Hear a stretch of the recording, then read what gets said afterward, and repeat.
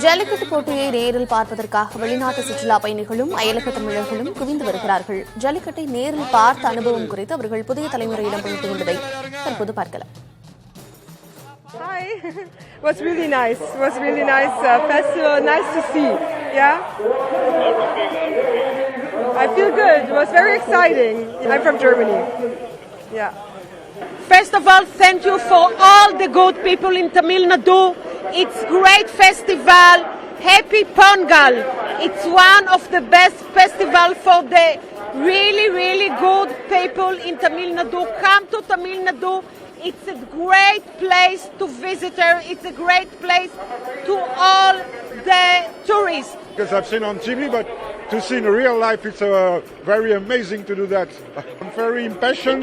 I'm very impatient to see that because it seems to be so spectacular to see the bull and the guy to fight with the bull. Very exciting, very exciting. It's my first time, so I don't know what to expect, but I think it'll be fun. So இது இரண்டாவது முறையாக வரும் ஜல்லிக்கட்டுக்கு. இந்த தடவை குடும்பத்தோடு வந்திருக்கோம். Doctor fancy, Jeeva, தேவா அவங்களோட வந்திருக்கோம். போன தடவை வந்தப்போ ரொம்ப அருமையாக இருந்துச்சு நம்முடைய கலாச்சாரத்தை பார்க்கறதுக்கு. இந்த தடவை நாங்கள் எல்லாரும் பெரிய டீமாக வந்திருக்கோம். அதுல இருந்து ரொம்ப சந்தோஷம். அயலக தமிழர்கள் சார்பாக இங்க ஜல்லிக்கட்டு பார்க்க எல்லாரும் வந்திருக்கோம். ரொம்ப சந்தோஷமா இருக்கு.